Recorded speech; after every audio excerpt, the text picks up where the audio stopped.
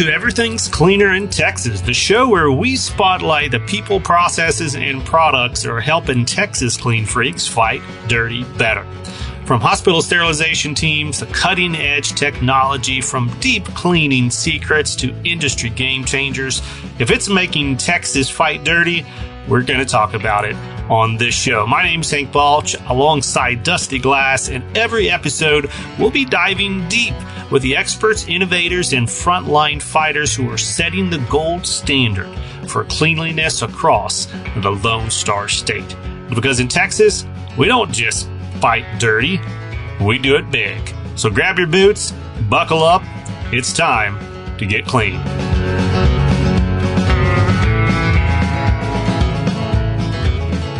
All right, all you clean freaks out there, we have got another wonderful guest that you're going to love today. Miss Felicia, welcome, and thank you for coming on to the podcast. Thank you for having me. I'm very honored to be invited to this. Yeah, absolutely. We're really trying to hone in on this theme of how everything is cleaner in Texas and getting this Houston chapter out of the gate strong and kind of building up not only around the Houston community, but really across the whole U.S. and then even further than that. But we really want everyone to kind of hear all the great things that's happening all around the Houston area.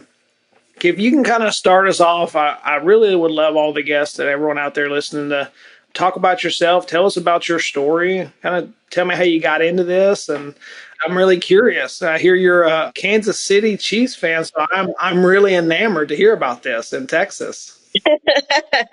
Absolutely. And that's truly where my story first started.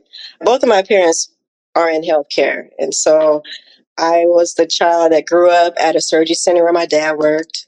He started off just doing handy operations things, and through his curiosity, he got into working in the OR. And so the first take your daughter to work day I did with my dad, because I was just wanting to see what it is that he did. By then he was scrubbing in cases. So I got to go in and see my first OR case, and I was intrigued and said, hey, I want to be a surgical tech. And so I actually started as a surgical tech. I went to school and finished in 2001. And then from there, I was kind of ready to step out of Kansas City and have family in Los Angeles. So I went to Los Angeles and scrubbed for 8 years at two different hospitals. After that, I said, I'm ready to travel. I got wind that there was opportunity to do that. I actually only traveled within the state of California, but it was great for my pockets and for experience. And I got to travel on my own in between contracts and things. So it worked for me as a young single girl having a great time in Los Angeles. Once I started taking those travel jobs, I started getting more sterile processing opportunities. And I was like, hey, when I was in school, I did have, of course, a exposure to sterile processing. We had to go through sterile processing before we even went into the OR. So I was already drilled with the respect of sterile processing comes first, right? Before anything to start the case, you have to make sure that those instrumentations and things are sterile. So I was exposed to it, but as I started traveling and they wanted to hire surgical techs to do sterile processing, I got more exposure to it and really just was enamored and really delved more into understanding the sterile processing process. And I felt that it was more of a critical component for me to take part of for surgery. To me, that's where surgery starts first. So I started traveling for 10 years. I've been in healthcare over 25 plus years, if I want to age myself, but the last 10 to 12 years have just been strictly sterile processing. And I was transferred here through marriage. And so I ended up here in Houston, and it's been a great opportunity. It's really excelled even my leadership opportunities moving to Houston. So I've had opportunity to grow here as supervisor and now manager. And I'm really enjoying leading a team and spearheading sterile processing. Wow, that's so cool. There's a lot of things there I didn't know. I guess it's even more validity to really being able to have a perspective that not a lot of folks have, where you've seen healthcare from a lot of different views, right? A lot of different states and a lot of different time periods in your life, right? Like you're talking, you started off, and then you're moving out to California, you're seeing a bunch of different things there. You start traveling for 10 years, and then you settle down into sterile process. And that's a pretty unique journey. Yes. So, like, how do you even get into, so you're here, kind of walk me through some of your like leadership strategies and kind of how you're dealing with some of these high pressure, moving from the OR, having that experience as a scrub, now being on the other side of saying, hey, I need this and I need it now. Absolutely. So I think, of course, the first and biggest thing I've taken from that is to remain calm in the high pressure situations.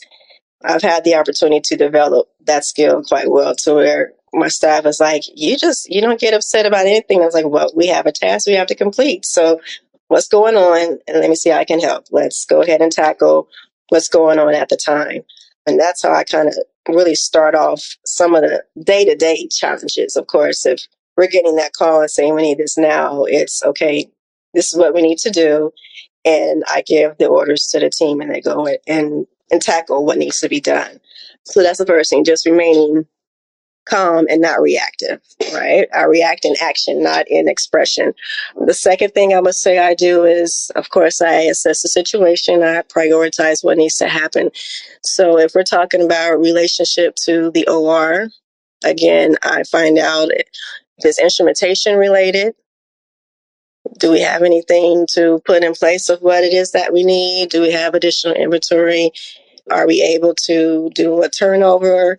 We'll make sure we have the inventory for additional cases. And then I'm able to actually communicate with the doctors in those high intense situations as well. I'm a visual manager.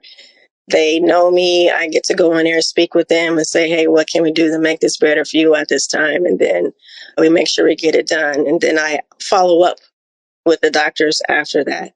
If we're talking more managerial, like with conflict resolution, that's a whole different direction that I would handle certain situations. For example, if a tech comes and says, we have a situation going on, I will investigate first before I take action on things. I find 9 times out of 10, it's broken down into communication, how things are communicated and how they're received. And so simple, having one-on-one conversations and then bringing a team together with the resolve, I find it works almost 99.9% of the time. It works out to a resolution because it's just about how things were communicated.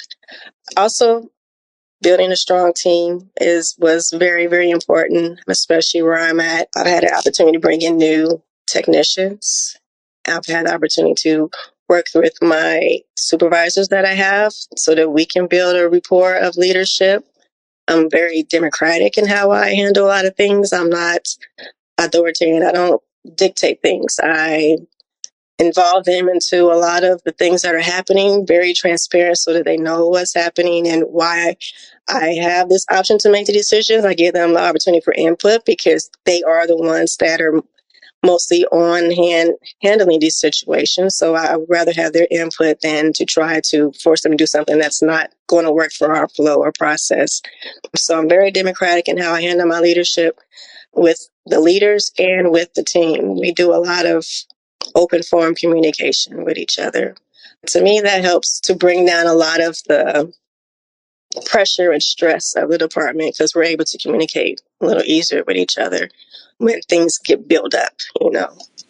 Yeah.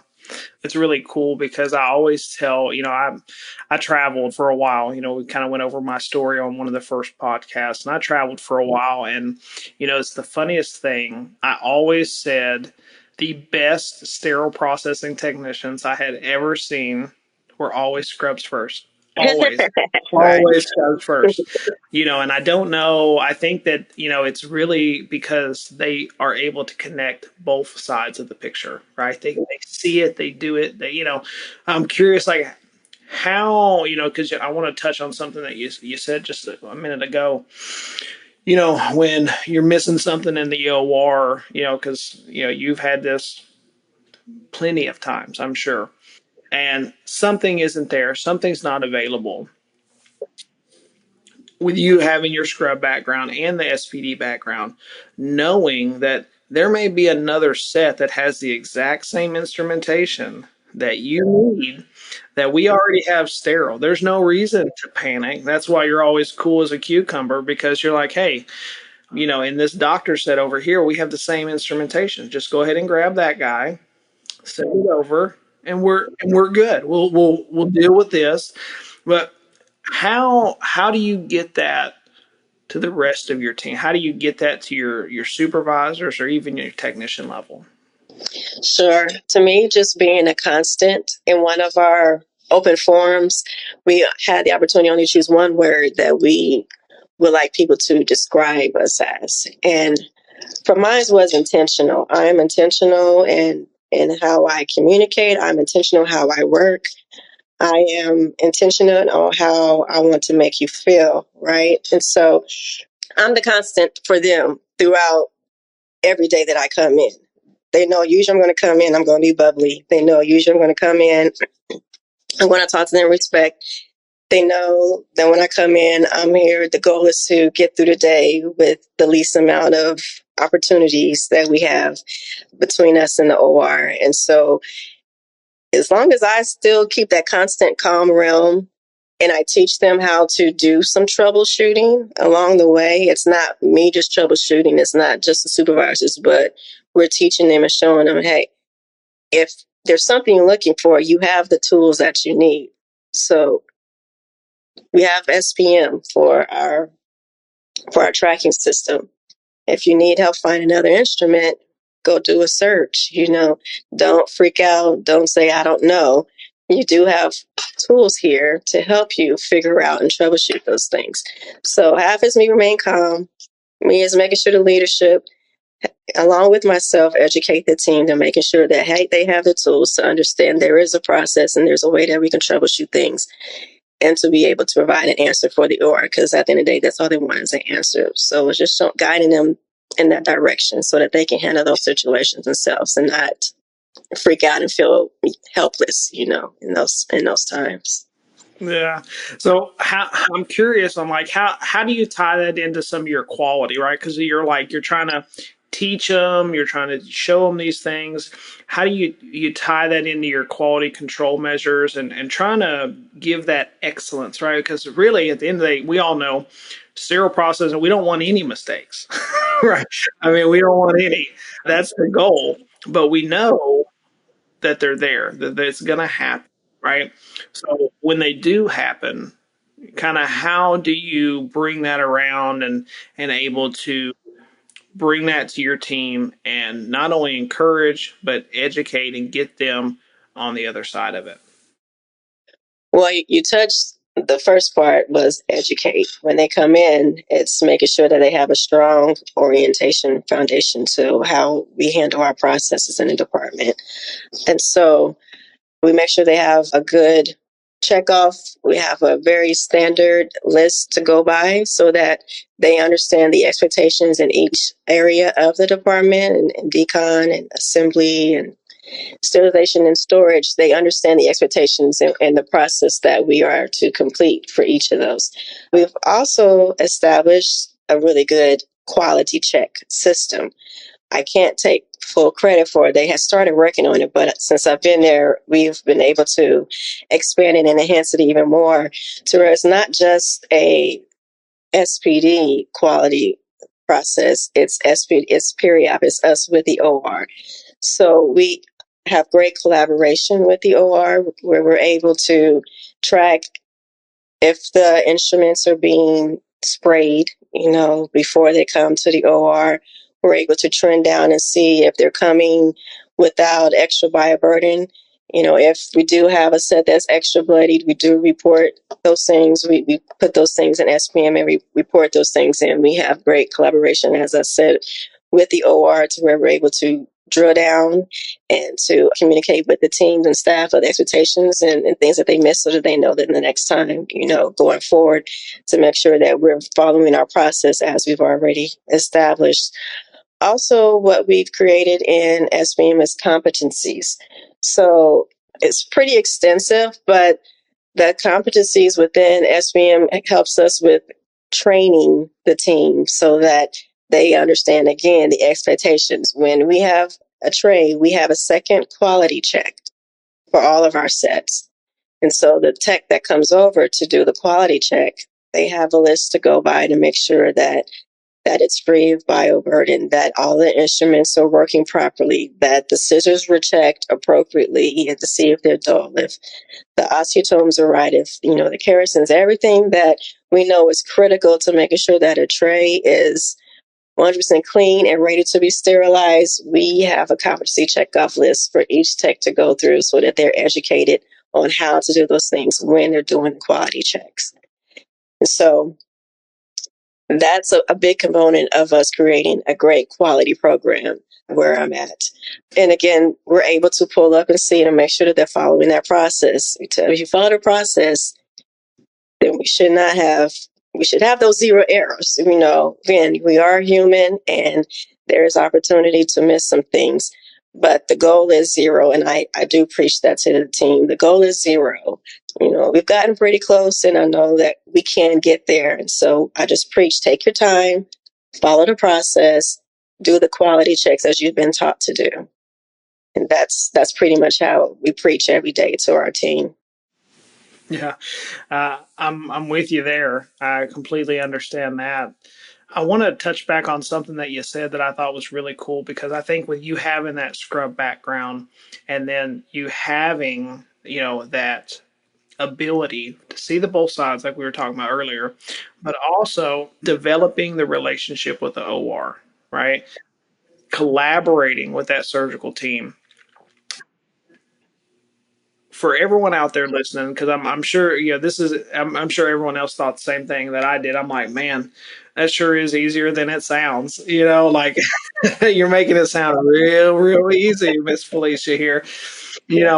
Can you dive into for a little bit more? Because I'm really curious on some of the things that you do that from your past experience of being a scrub that you're able to level that playing field and get the other side. Because a lot of times I feel like it's a tit for tat situation. It's always a pointing of fingers, or it's always so what did sterile processing do to me today? Situation. How do you break through that barrier and collaborate with the surgical team to make them your friends and not your foes? Mm-hmm. Integrity, accountability, and communication. Again, I can't take complete credit for the cohesiveness and collaboration of our peri-op team. It was something I came into, but I am so lucky and grateful to have had the opportunity to come into a culture where we do preach just an accountable culture. So we're honest about the mistakes that we do have.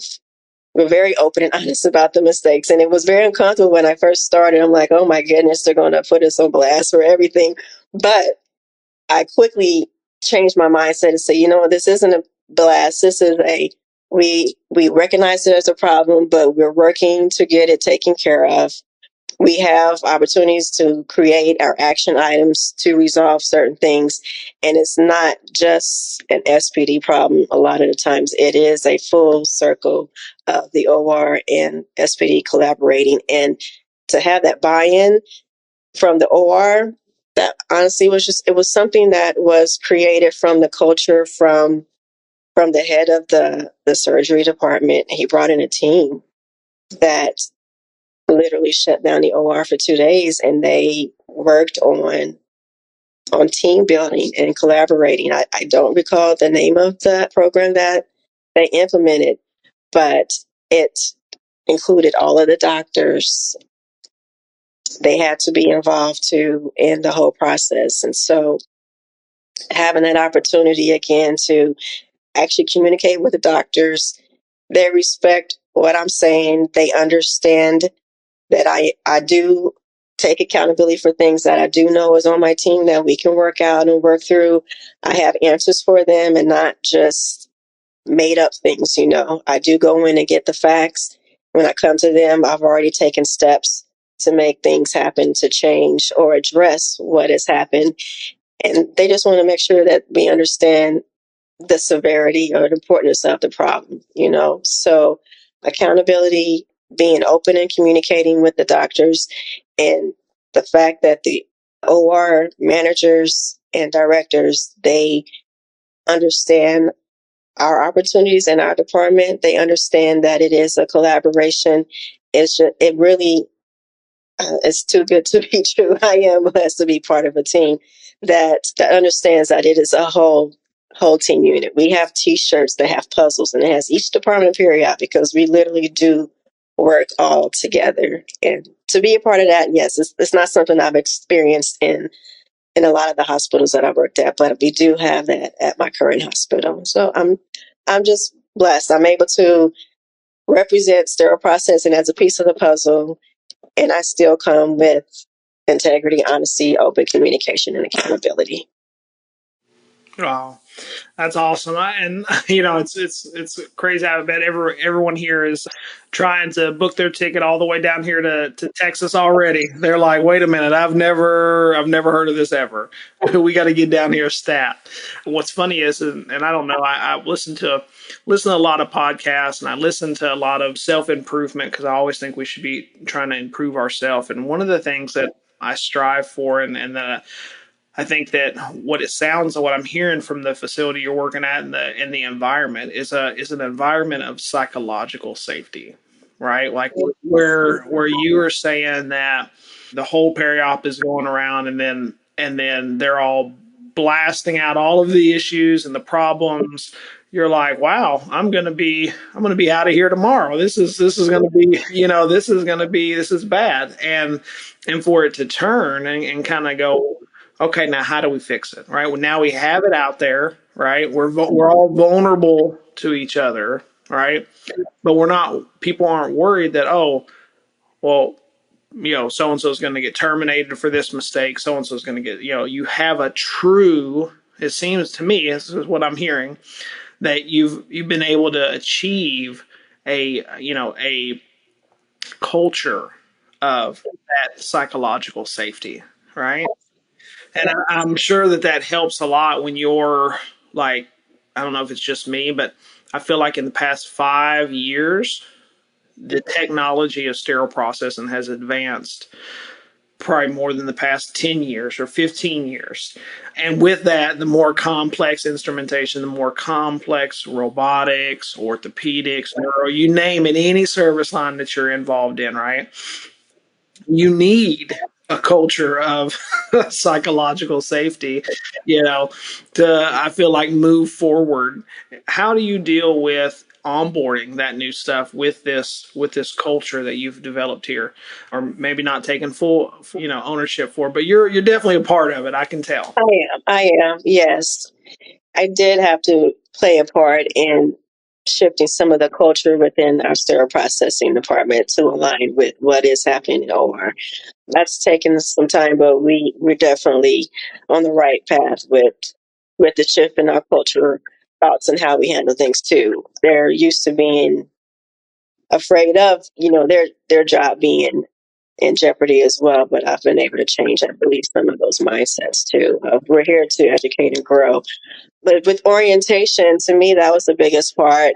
When I first started, I sat down individually with each tech, and a lot of things that came up were, oh, well, I wasn't shown that, or I wasn't taught that. And I'm like, okay, well, we're going to have to change this terminology from the beginning. And a lot of it hadn't been updated because, as you mentioned, we have new equipment coming in. We are expanding and changing out the old for new. And so where there's opportunity for growth, there's opportunity for change. I changed the system of how we do orientation, so it's not so sporadic and it's not a complete. They don't get a complete opportunity going down from literally A to Z for checkoffs. That wasn't presented to them before. When they come in, they have a day where they're able to go over policies, and then I sit down and communicate with them. They didn't have the one-on-one with the manager before coming out. I set off the expectations from the very beginning with the job descriptions and what's expected for them as whatever job title they're coming in as. And then they are paired off with a higher level tech that is able to walk them through the A to Z with the paperwork that we already have established for training for them. They stick with the same buddy throughout that process so that they feel comfortable working with their teammate to ask the questions that they need. And then during that process, I do weekly check-ins with them. I don't just drop off the map. They still have opportunity to communicate with me every week. I have a calendar set up so that they know this is your day to check in with me every week.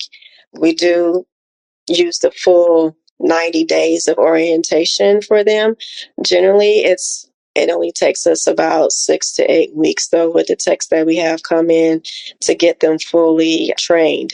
Unless they're new techs, I have hired a couple of new technicians that did not have any clinical opportunities, but they came in because they studied on their own and were able to come in. And so we definitely took more time with them to give them that hands-on experience so that they can feel very comfortable and release them to be independent in their work. So the biggest changes to me was the check-ins, giving them opportunity to know that this is your time to make those errors so that we can identify them and educate you on how different ways to do your job throughout the process. If they're not comfortable in an area, I give them opportunity to go back. I don't rush the orientation process. I know we want to hurry up and get somebody in and get them in their spot, because we want to have that tech on the line. We need productivity. We're a very busy department, but that's not the goal. The goal is to hire, to educate, and retain. And so to me, the best way to retain a tech is for them to have the proper education they need when they come in our process so that they can feel comfortable in their job and grow within their skills that we're giving them. Wow. Yeah. I think that's how you develop a successful sterile processing. That is, I think there's a lot of people out there listening right now that's like, man, I know where y'all are at, but that's a lot hard. It's a lot harder than what it seems like we're talking about right now, right? Like this is a lot of hard work that you're talking about, where you're available all the time, and you're not being pulled to the rooms. You're not in some meeting that the leadership team wants you in. This is literally you're putting it out there. You're showing them that you care. You're showing them that they matter and the work that they do matters, right? And I think that I'm curious from you, having the experience you've had and going around a lot of different hospitals. Is it unique that being here and seeing it from this perspective across other facilities that you've seen? Oh, absolutely. Yes. In some places I've been, I never saw the manager. I didn't know who the manager was. I thought the supervisor on the floor was the manager. So yes, it's definitely unique for that. It's unique in the orientation to where, if my resume says I have experience, I'm going to come in and they're like, you should already know this. But wait a minute, it's a different autoclave, or your process is still different from what I know the standard practices, but I want to be able to do your process efficiently. And if I make a mistake, I'm at fault, but I wasn't taught your process and how you do things. So I've definitely have had opportunities come up to where I wasn't put in the most fair position, but I quickly learned from those mistakes and how to fit in where I needed to and to keep pushing, getting the sterile processing process done. But so Now, yes, now it is. you're leading like how you wanted the manager to lead, right? I feel like that's always the best managers, right? The best ones are the ones who are like, you know what, I had a really terrible manager, and these are the things I wish had been done for me, right? And you then better the department you're in, and better the really the career field, right? Correct. Yes, absolutely. Well, for everybody out there listening, they want to hear all these wonderful, great things and meet wonderful people like Miss Felicia here in the great state of Texas. That is, you can always find us at www.hsppachapter.com. You can reach us on any of our links on there. We have a Facebook, Twitter, X. We are really looking forward to meeting you if you're in the Texas area and you're able to join the chapter to promote our local sterile processing technicians, education, network, advocacy for our career to push it forward. We'd really love to have you. We'd really love to invite you. And if you're out there listening and you're not in the great state of Texas, what are you doing? Get on down here, because as you can see, everything clearly is cleaner in Texas. That's right. All right, Felicia, thank you so much for coming, and we appreciate your time. Thank you so much for joining us on this podcast. Thank you so much for having me, Dusty.